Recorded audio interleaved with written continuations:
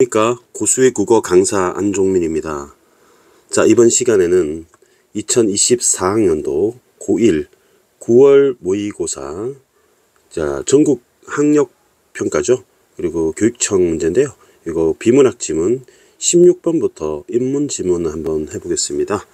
자, 먼저 내용 한번 살펴보고 문제를 풀면서 이제 해설 강의를 할까 하는데요.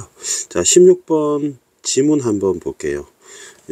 이 지문은 철학에 관한 얘기죠. 철학에 관한 얘기라서 우리 보통 이런 지문을 이제 인문 지문이라고 해요.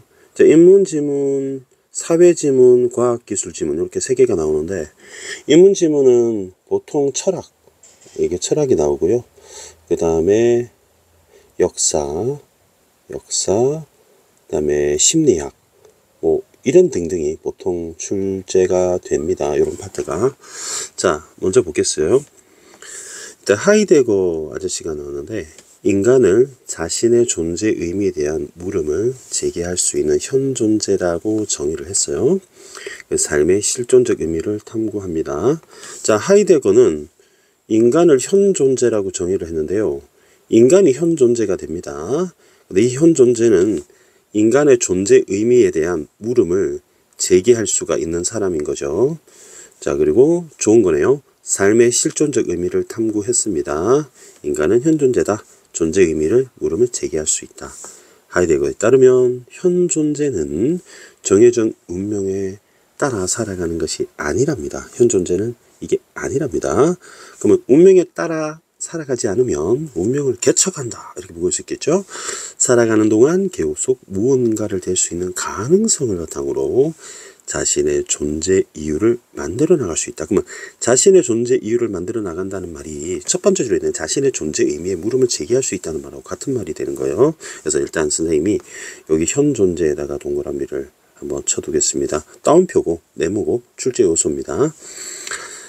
자신의 존재 이유를 만들어 나갈 수 있는 존재. 인간은 현존재다. 자, 계속 이어서 하겠습니다.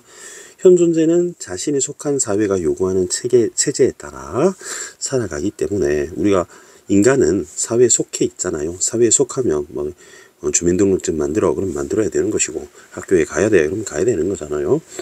자신의 고유성을 드러내는 본래적 삶을 살지 않고 세상이 시키는 대로 살게 돼요. 자, 그러면 고유성은 좋은 것 같은데, 본래적 삶은 좀 좋은 것 같은데, 사회가 요구하는 대로 살게 되면, 시키는 대로 살게 되면 좀 좋지 않은 것 같습니다. 하이데거는 이런 현존재가 익명의 타인들인 세인들로 존재하며, 그러면 세인은 바로 타인이 되는 거죠. 이름 없는 사람들, 이름을 알 수 없는 사람들 세인으로 존재하고 비본래적 삶을 살게 된다는 겁니다. 자, 그러면 쌤 세모 친 걸 보니까 요 본래적 삶, 아닐 비자 쓰니까 얘랑 반대가 된다는 말이에요. 그러면 현존재는 자신의 존재 이유를 생각하고 고유성과 본래적 삶을 드러내는데, 시키는 대로 사는 타인인 세인의 삶은 비본래적이다 하면 동그라미하고 세모가 세모됩니다. 자, 그러면 현존재가 세인이 되면 안 좋은 게 되고, 세인이 현존재가 되면 좋은 게 됩니다. 그러면 현존재는 본래적이고 세인은 비본래적이고 비본질적이고 이런 얘기죠. 세인은 특정한 누군가가 아닌, 특정한 누군가가 아닌 익명성을 지닌 모든 타인이기 때문에 세원의 일원이 된 현존재는 고유성을 잃어버리고 살아가게 된다라고 되어 있습니다. 자, 그러면 잠깐 마지막 문장 정리해 볼게요. 특정한 건 좋은 것 같습니다. 개성인데 이게 아닌 익명성을 지니면 안 좋은 거예요. 그러면 세모끼리 다 연결할게요. 그러면 익명성은 세인이 됩니다. 타인도 세인이죠. 비본래적도 세인입니다. 그러면 고유성을 잃고가 세모가 됩니다. 세인이 되는 순간 고유성을 상실하고 비본래적 삶을 살게 된다. 잘 읽히죠, 여러분? 자, 비본래적 삶에서 해방되어 본래적 삶으로 나아가려면 어떻게 해야 될까 질문했습니다. 자, 그럼 이렇게 할까요? 비본래적 삶, 세모, 그죠? 해방이 돼. 그럼 본래적 삶 동그라미가 되는 거지. 알겠죠? 이렇게 되면 어떻게 해야 될까? 방법이 how가 뭘까? 이에 대해서 하이데거는 삶이 유한하다는 인식, 즉 죽음에 대한 인식이 필요하다고 보았습니다. 자, 그러면 여러분 이렇게 되는 거죠. 이렇게 되려면 필요한 게 있어요. 그 필요한 게 뭐예요? 파란색으로 해볼까? 삶이 유한하다는 인식. 죽음에 대한 인식. 삶이 유한하다는 게 삶의 한계가 있다는 것은 죽을 수 있다라는 것을 생각하는 마음이 필요하다. 그러면 이 세모에서 동그라미로 갈 수 있다. 하이데거에게 죽음은 현 존재가 반드시 맞이하게 된다는 점에서 확실성을 가지고 죽음은 확실합니다. 삶의 일부분으로서 아직 죽음은 오지 않았잖아요. 존재한다. 다시 말해서 죽음은 현 존재 외부에 있는 게 아니라 현 존재 내재에 있다. 여러분 세 가지 한번 밑줄 쳐볼게요. 자, 첫 번째는 죽음은 뭔가 확실하다. 그죠? 확실하다. 확실히 죽는다. 그리고 나도 그렇고 여러분도 그렇고 언젠가는 죽겠죠. 그건 확실합니다. 그리고 삶의 일부분이다. 우리 죽음이 삶의 일부분이다. 아직 오지 않았다. 그죠? 현 존재의 내재에 있다. 이렇게 네 가지 속성을 냈습니다. 그리고 죽음은 다른 누군가가 대신해 줄 수 없는 스스로 경험할 수 있는 고유한 것이다. 그래서 대체 불가능하다. 나의 죽음을 누군가가 대신해 줄 수 없잖아요. 그렇기 때문에 죽음이야말로 다른 사람과 구별되는 나의 고유한 가능성이다. 이거 밑줄 치고 보니 여기 같은 말이 반복이 되네요. 반복되는 말이 중요합니다. 나의 죽음을 적극적으로 대면할 때 진정한 삶을 인식하고 본래적 삶을 살아가는 계기가 된다고 했어요. 그러면 우리 조건이라고 하는 게 이게 조건이 되는 겁니다. 나의 죽음을 적극적으로 대면해야 요 물결이 있어야 결국에는 비본래적에서 본래적으로 갈 수 있다라는 거죠. 그래야 뭐 할 수 있다? 바로 본래적 삶을 살 수 있다. 현 존재가 될 수 있다. 하지만 죽음을 적극적으로 대면하지 않으면 어떻게 되겠습니까? 그러면 본래적 삶을 살 수 없겠죠. 단순히 내가 죽는다는 사실 아는 것만으로는 본래적 삶을 살아갈 수 없다. 그냥 아는 거는 안 돼. 대면해야 돼. 그러면 중요한 거는 죽음을 적극적으로 대면한다. 그러면 요 물결 밑줄 친 게 바로 위에 나왔단 말이잖아요. 그냥 아는 거로는 안 돼요. 적극적으로 대면해야 돼요. 자신이 죽는다는 사실을 인식하면 현 존재는 불안을 느끼게 되고 이걸 벗어나려면 세인으로 자신을 전락시켜 버려요. 그러면 이제 본래적 삶을 살 수 없겠죠. 그러면 자신의 죽음을 은폐하면 안 되겠죠. 이거는 적극적으로 대면하는 게 아닌 거예요. 타인의 죽음을 보면서도 자신의 고유한 죽음에 대해서 실감하지 못하면 안 되겠죠. 무관하다고 하고 외면하면 안 되겠죠. 그러면 외면하면 안 됩니다. 은폐하고 외면하면 바로 부정하면 안 됩니다. 그러면 이런 회피, 외면, 부정, 무관심. 그러면 고유한 가능성이라고 하는 본래적 삶 있잖아요. 본래적 삶을 살 수가 없게 된다. 그럼 우리 어떻게 해야 될까요? 물결 밑줄 쳤던 적극적 대면을 해야 된다. 그래야 하이데거 입장에서는 본래적 삶을 살 수 있다. 이런 얘기입니다. 여러분 이해하셨죠? 이제 이 글을 쌤이랑 읽으면서 동그라미 셈으로 읽으니까 굉장히 쉬웠다는 걸 느끼셨을 겁니다. 자, 그럼 16번 문제를 좀 해봅시다. 이 문제는 이제 가나 둘에 관한 문제이니까 이제 좀 알 수 있는 거, 가에 해당되는 걸 좀 소거하면서 한번 보겠습니다. 1번 보니까 시간의 흐름이라는 게 좀 없었던 것 같아요. 그럼 1번은 일단 소거하겠습니다. 제끼고. 2번은 아직 못 풀어요. 3번 볼게요. 가는 특정 학자면 하이데거고 이론에 한 개 없었어요. 그래서 이게 3번은 땡. 그 다음에 4번은 아직 할 수가 없을 것 같고 5번 볼게요. 특정 개념, 뭐 현 존재 이런 거 있었죠. 그리고 철학자의 관점은 하이데거의 관점이죠. 5번 놔둡시다. 아직은 답을 알 수가 없으니까 17번으로 넘어갈게요. 17번은 가 문제니까 이제 풀 수가 있겠죠. 현 존재는 자신이 죽는다는 사실을 인식하면 불안을 느끼게 된다. 그죠? 불안을 느끼게 되죠. 불안을 느끼게 됩니다. 자, 쌤이 노란색으로 해볼게요. 현 존재는 자신이 죽는다는 사실을 인식하면 불안을 느끼게 된다. 노란색으로 했습니다. 여러분도 한번 따라 해보시기 바랍니다. 노란색 형광펜 있으시죠? 자, 그러면 여기서 2문단, 3문단, 4문단. 여러분 4문단 한번 보세요. 4문단을 보면은 자신이 죽는다는 사실을 인식하면 현 존재는 불안을 느끼게 된다. 그건 너무 똑같죠. 그죠? 그래서 1번은 맞는 말이다. 2번 볼게요. 현 존재는 삶이 유한하다는 것을 인식하기 위해 죽음을 은폐하지 않고 본래적 삶을 살아가게 된다. 라고 했습니다. 근데 조금 좀 말이 좀 이상한 것 같아요. 자, 이렇게 한번 해볼게요. 원래 우리 세인으로서의 삶을 살다가 우리 질문했던 거 있죠. 적극적으로 대면하고 우리 그 살기 위해서 어떻게 해야 될까. 여기 요 문장이잖아요. 이거 비본래적 삶에서 그 세인의 비본래적 삶을 사다가 우리 본래적 삶을 살아가려면 어떻게 해야 될까? 그러면 이제 물결이 필요하다는 거잖아요. 그러면 이제 죽음에 대한 인식이 필요하겠죠. 근데 죽음에 대한 인식을 하기 위해서 본래적 삶을 살아간다는 말이 좀 웃기지 않아요? 그러니까 본래적 삶을 살기 위해서 삶이 유하다는 인식이 필요하다고 뒤집어서 표현해요. 그러니까 이게 밥을 먹기 위해서 식당에 갔다고 해야 되는데 식당에 가기 위해서 밥을 먹었다 그러면 말이 안 되잖아요. 그래서 이거는 우선순위가 뒤집어져 있습니다. 그죠? 그래서 정답을 2번으로 골라내면 되겠습니다. 자, 뭐 나머지 안 풀어봐도 되겠고요. 다음에 18번에도 기억만 가지고 가의 기억만 가지고 문제를 일단 풀어봅시다. 기억은 세인입니다. 세인 보이시죠? 쌤이 노란색으로 할게요. 자, 세인입니다. 세인은 세모였잖아요. 그럼 세인은 죽음에 부정하는 존재다.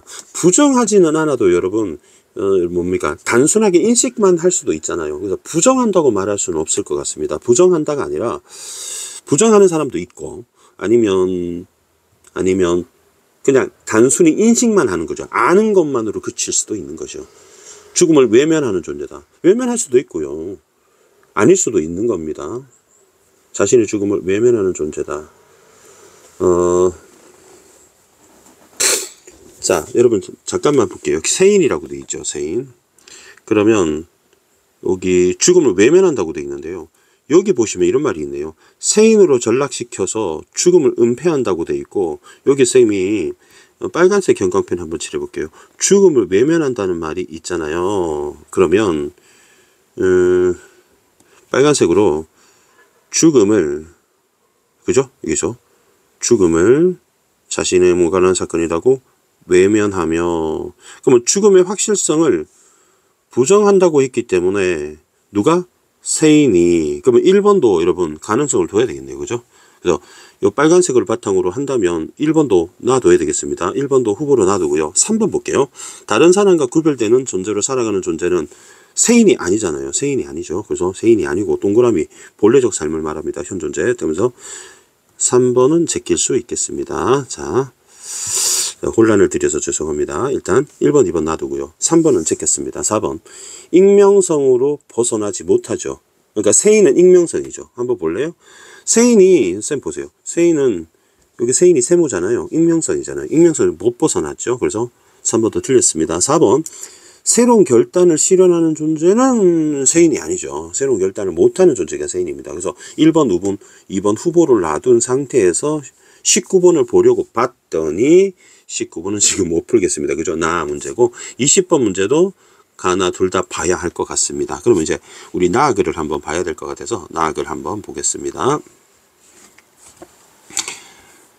나는 이제 아까는 하이데거였다면 이번에는 사르트르가 나왔네요. 뭐 요구르트도 아니고 이름이 사르트르네요.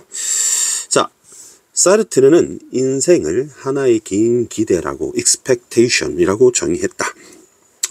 그러니까 여러분도 대학 가기를 기대하고 또 여행 가기를 기대하고 돈을 벌기를 기대하고 뭔가 기대하죠. 결혼하기를 기대하고 기대를 합니다. 그럼 작게는 아빠가 오늘 이제 치킨을 사들고 오기를 기대하고 이런 거죠. 인간은 존재하는 한 무엇인가를 기대하고 기대 그런 기대를 넘어 다른 기대를 갖게 되는 실존적 존재 방식을 취하게 된다. 그래서 만약에 어떤 친구가 자동차를 샀다면 자동차를 타고 여행 가기를 또 기대할 수도 있는 거잖아요. 그죠? 그래서 새로운 기대가 계속 생기는 겁니다. 또 차를 팔고 집을 사기를 또 기대할 수도 있는 거잖아요. 그래서 인간은 늘 기대한다. 기대가 4번 나왔습니다. 그리고 그런 기대를 5번째, 자신의 현재 자신을 부정하고 미래에 위한 자신을 만들어 나갈 수 있는 자유를 가진 존재라고 봤습니다. 자, 그러면 이걸 어떻게 이해하냐면, 여러분은 이제 생활에서 현재 자신은 여러분 만약에 국어가 내신에서 만약에 5등급이다. 그러면 현재가 5등급이잖아요. 자신을 부정하는 거죠.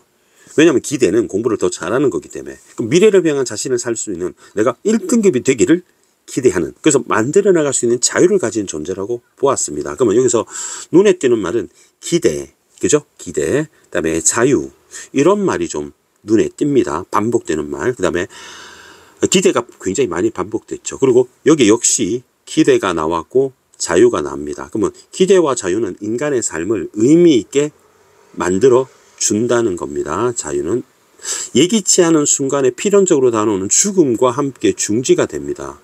만약에 어떤 사람이 큰 빌딩을 사기로 준비를 하고 있는데 계약서에 도장을 찍으러 가는 이제 중간길에 교통사고를 나와서 만약에 그만 숨을 거두고 말았다면 그분의 기대와 자유는 중지가 되죠. 우연히 찾아오는, 그 사람이 죽을 수밖에 없잖아요. 인간이 영원히 살 수는 없으니까요.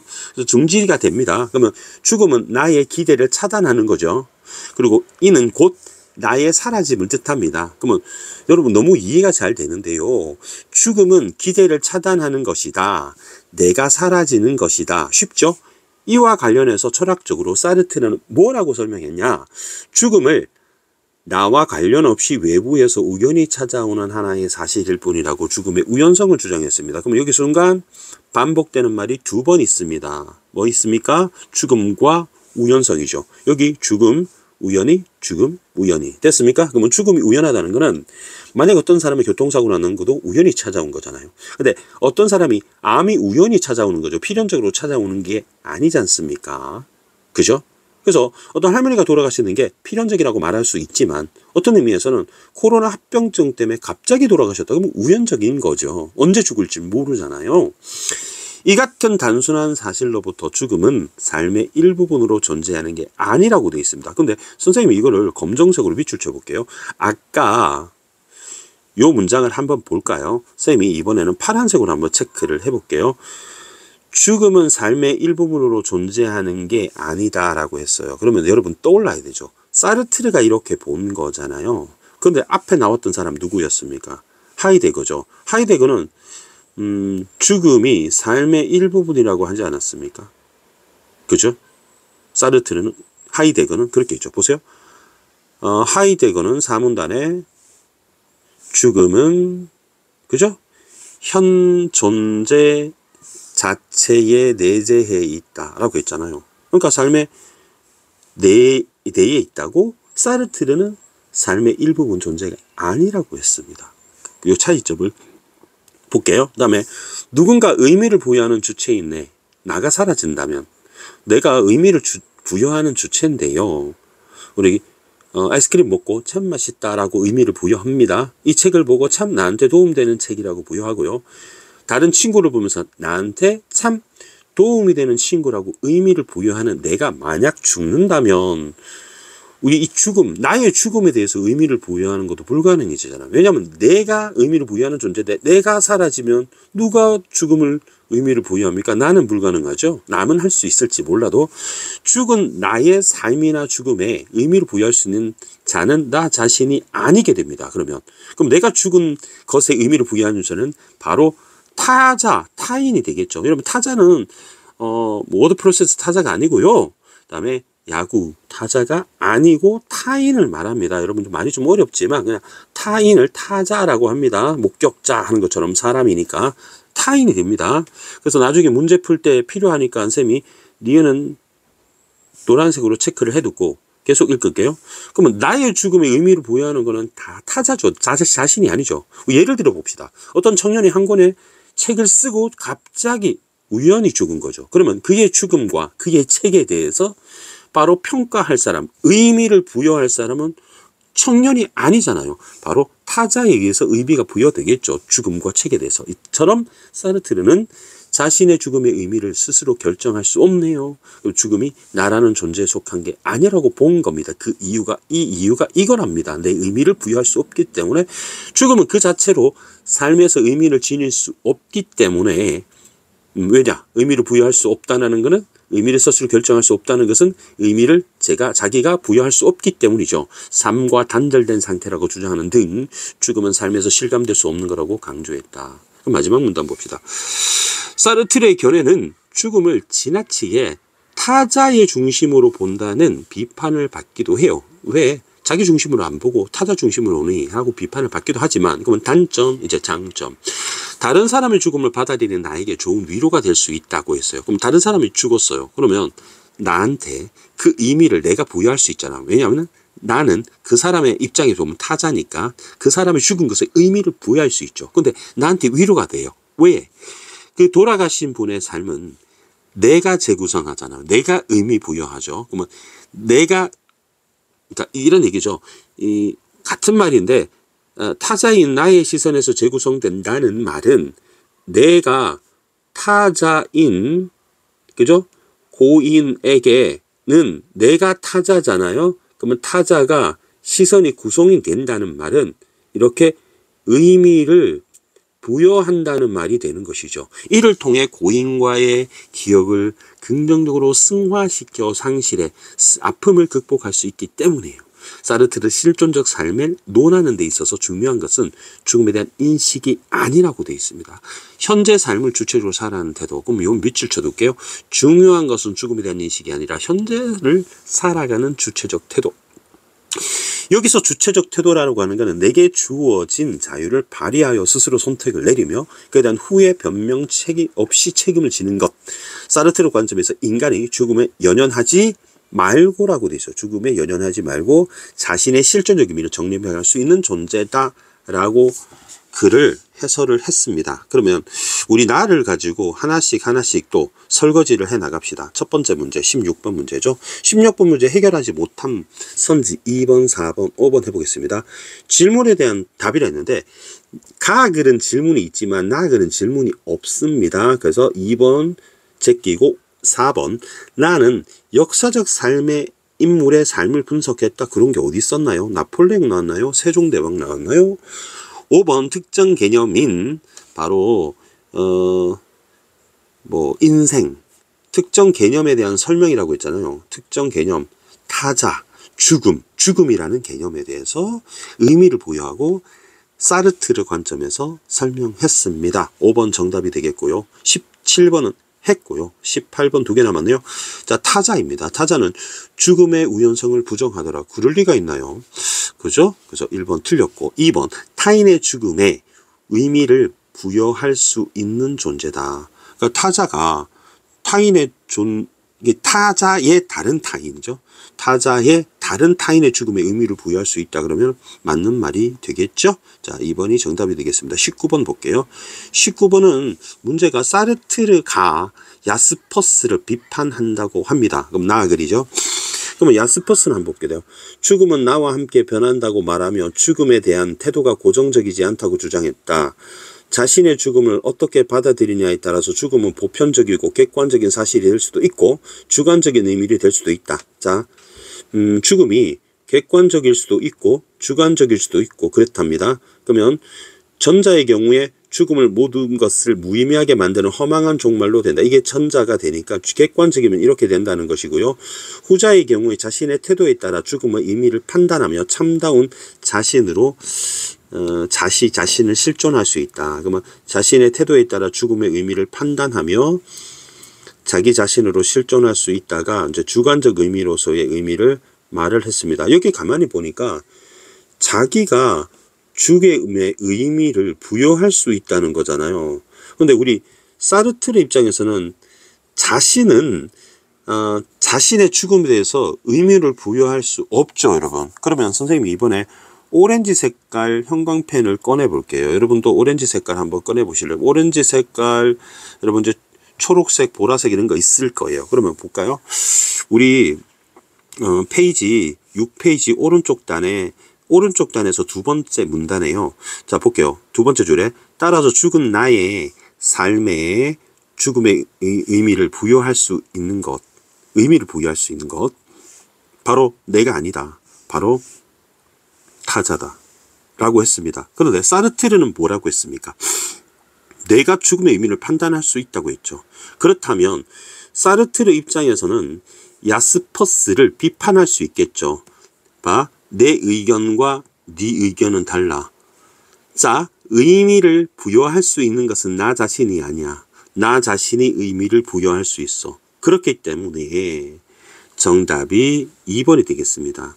인간은 자신의 죽음의 의미를 판단할 수 없잖니 라고 해야 되겠죠. 이건 소거법이 아니라 이렇게 풀었습니다. 마지막 문제인데요. 마지막 문제를 보니까 어떤 친구가 일기를 썼는데요. 이런 말이 있습니다. 오랜만에 영화를 봤다. 주인공이 인생의 유한성을 깨달은 이후에 삶에 최선을 다하는 모습이 인상 깊었다. 뭐 주인공이 뭐 시한부 인생을 살거나 뭐 터널에 갇히거나 뭐 그런가 봐요.